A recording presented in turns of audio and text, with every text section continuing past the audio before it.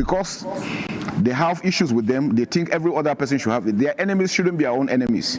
But we, because we're a bigger country, because we're a greater country, we're a country that also respects human rights, respects the dignity of other countries, especially Africa. Nigeria's foreign policy has always been African-centered, and they know. Nigerian Chief of Army staffs have warned Burkina Faso, Mali, and Niger Republic to go back to ECOWAS so that they can unite and fight their enemy. But I want to ask them a question. How long have Burkina Faso, Mali, and Niger been in ECOWAS? How long have they been in ECOWAS? What have they done since then? He's now saying that Burkina Faso's enemy cannot be Nigerian's enemy. He said a lot of things. He actually said a lot of things. I want you to listen to this video, then we'll come back and discuss it. For more on this issue, we are now being joined by the Chief of Defense Staff, General Christopher Musa. You're welcome to NT Network News. Thank you very much. Compliments of the season. I'm glad to be here. Thank you. Now, General, these are weighty allegations. What was your first reaction to the claims by Nigerian authorities, and what other evidence to counter the claims at this point do you have? Thank you very much. Highly unfortunate, I would say. Nigerian government have shown right from the start that we want peace within the sub-region, and we've done everything possible to ensure that we show peace. We've been to Liberia, we've been to Sierra Leone, we've been to other countries, we're in Senegal, we're in Gambia, just to ensure that we project peace within this sub-region. For President of Niger to bring up this allegation, I think personally, I think it's an issue he's trying to divert attention from the challenges he's facing. I think when they came in, they had this intention, they promised they were going to restore peace and tranquility within Niger Republic. That has not happened.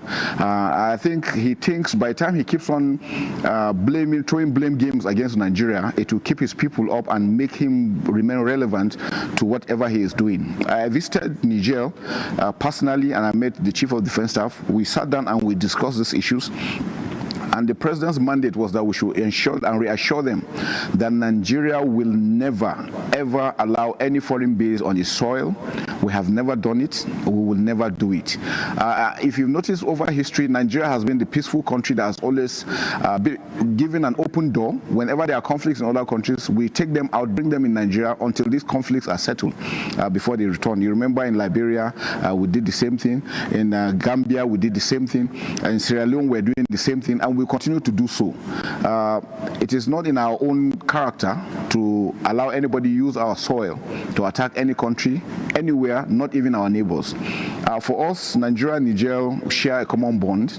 We have over 1,500 kilometers stretch of border, 7 Nigerian states sharing common border with common culture, religious affinities together that we share. We will not want to destroy such a relationship for whatever reason. And I'm sure the Nigerians, if they are truthful to themselves, they know we have done everything possible to show them that we love them and we want them to be part of it. The last ECOWAS meeting that we had the statement of Mr. President, where he still gave the open window for Niger, Mali, and Burkina Faso to still come back to the fold of ECOWAS. We believe together we are stronger. We know the challenges they are facing, and they cannot handle that alone. They need us to be able to assist them in ensuring that we address this issue. And again, whatever it is that is affecting the sub-region affects everybody. And that's why it's important for us to continue to partner together. So we reassure Nigerians that there is nothing like that. No military base coming to Nigeria. We don't have any intention, we don't have any need for us to encourage anybody to attack Niger for whatever reason. We don't have that need. I think we have enough to deal with here. Indeed, General, since the video came out, there were a lot of, talk about the video when it was released. And this is indeed a diplomatic issue. And what other diplomatic or military measures can Nigeria take to address these allegations? Well, like I've mentioned, we've reached out to the Nigerian troops. We're still working together because we understand the enemy we're dealing with does not respect any border. And if we don't come together to fight, none of them will survive it. They need us as much as we need them. And so we will not want Nigeria to be turned into to any proxy war, and that's why we don't want any foreign base, because once you allow one side to come in, the other side takes the other, and then there will be issues. We don't want the sub-region to turn to a conflict zone. I'm sure that we all know that we have issues on ground affecting us with insurgency, terrorism, banditry, and all sorts. So we not want to add that, add any other conflict within our general area, and that's why it's important that we do that. Diplomatically, the federal government is taking action to ensure that we equally convey this message, as you have seen conveyed by the Minister of Information. We have no reason to want to bring out any terrorist group to attack anybody for whatever reason. Okay, now how would you describe Nigeria's relationship with France, particularly in the context of regional security and cooperation? And are there any joint military operations or agreements that are being misconstrued as destabilizing Niger Republic? Thank you very much. Well, you know, Nigeria is a sovereign state. Nigeria is an independent state that also operates on its own. We have alliances with other people. We have business dealings with most countries of the world. France has been a country that has been with Nigeria for over a long while. Even while the Nigerians themselves were romancing with the French government. So it's funny for them that they have been with them all through these years, and because they have issues with them, they think every other person should have it. Their enemies shouldn't be our own enemies. But we, because we're a bigger country, because we're a greater country, we're a country that also respects human rights, respects the dignity of other countries, especially Africa. Nigeria's foreign policy has always been African-centered, and they know there are a lot of things that Nigeria has done to make sure that these countries are stabilized, both economic-wise, diplomatically, and otherwise.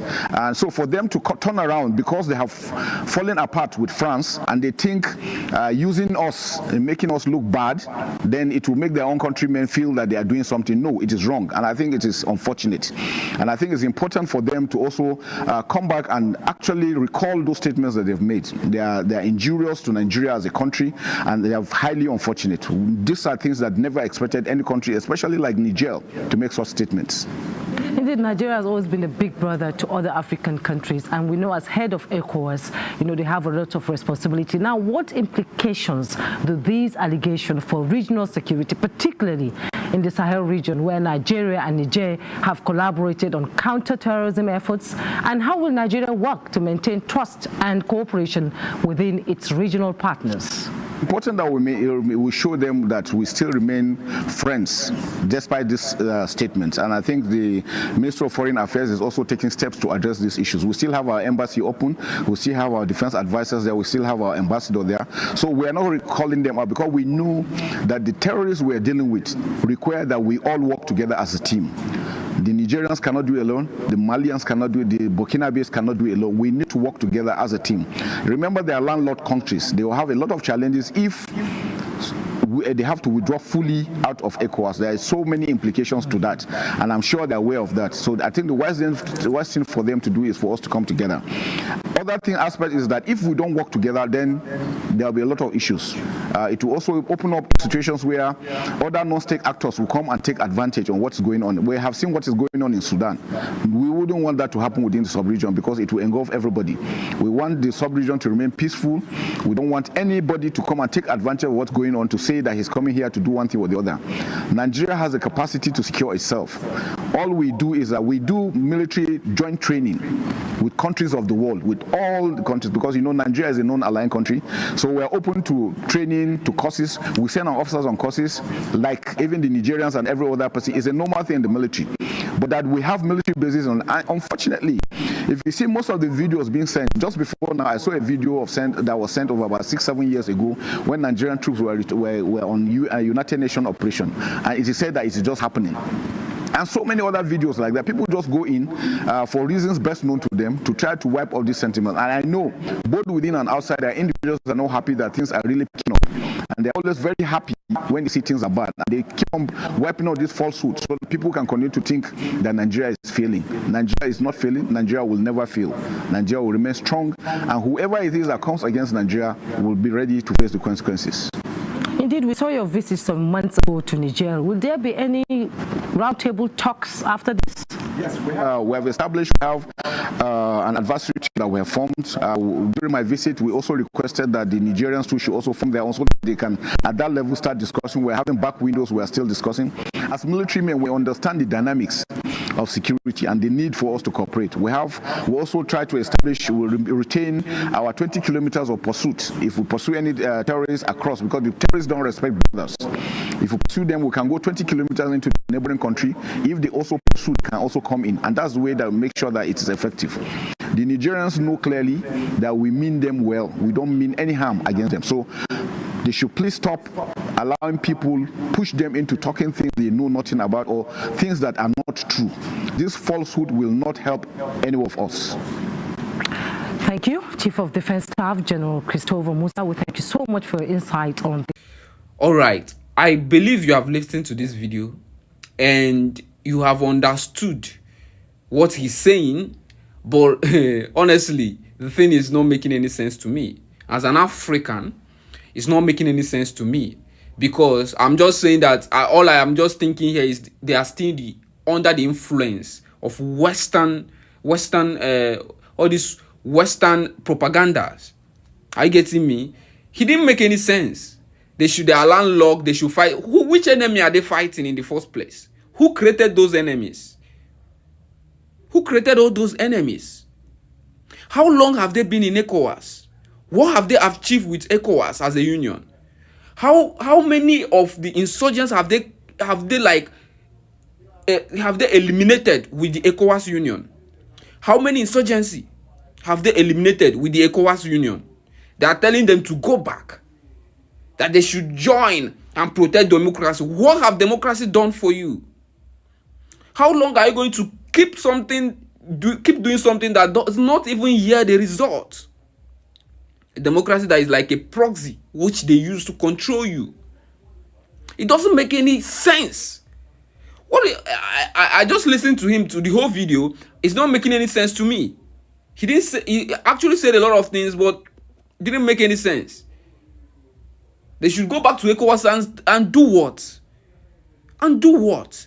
Since their people are happy, why are you so concerned about him practicing democracy? The people want them. The people are happy.